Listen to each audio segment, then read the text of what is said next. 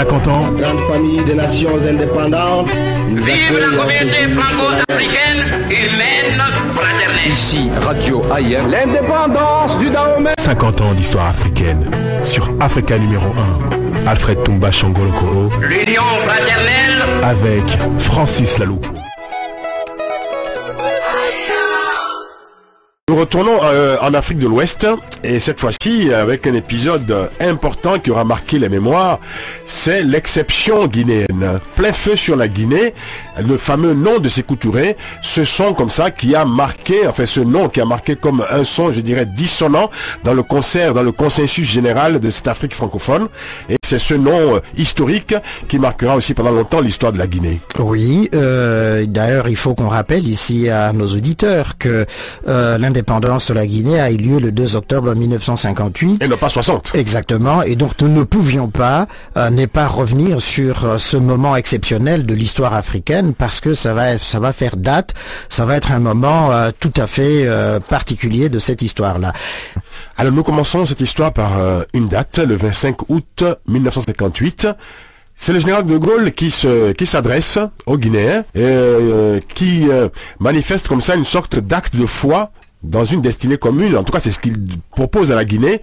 Et une collaboration pratique pour le bien des hommes, dit-il, le général de Gaulle. Le 25 août 58, nous sommes en Guinée. Je veux d'abord d'un mot dire à quel point j'ai été touché, car il faut que je le dise en public, des sentiments dont la population de Conakry m'a offert tout à l'heure de magnifiques témoignages.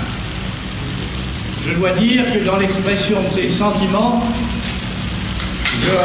j'apercevais, je distinguais beaucoup d'attachement à la France et aucun reproche à son égard.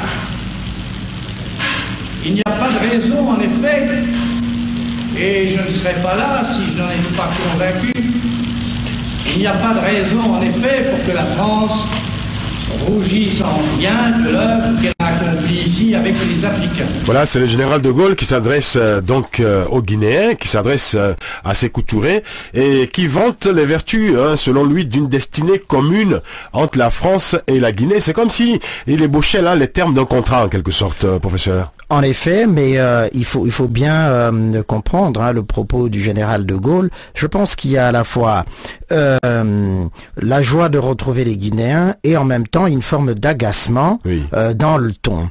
Il exalte la grandeur de la France justement, est une manière de signifier justement, je crois, à l'impudence entre guillemets à l'audace du président du Conseil justement de l'Assemblée générale de Guinée qui était Sékou Touré à ce moment-là. Parce qu'il connaît la situation déjà, il sait que la Guinée est réfractaire à la proposition de l'existence, enfin, d'une sorte comme ça de contrat prolongé, de contrat d'indépendance entre la France et ses anciennes colonies. Exactement, parce que là, il faut rappeler aussi à nos auditeurs que le général de Gaulle a entamé déjà la campagne pour le oui au référendum de septembre 1958. C'est ça.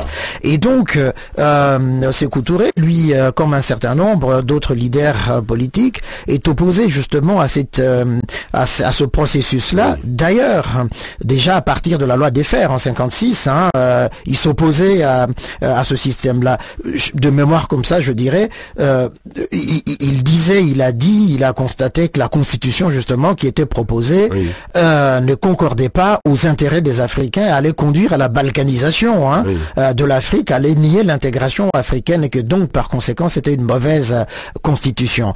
Il faut ici rappeler que au fond c'est une constitution qui dans son essence, dans son économie générale appelait à l'indépendance des pays africains dans la communauté, à la création de la France-Afrique. Et pour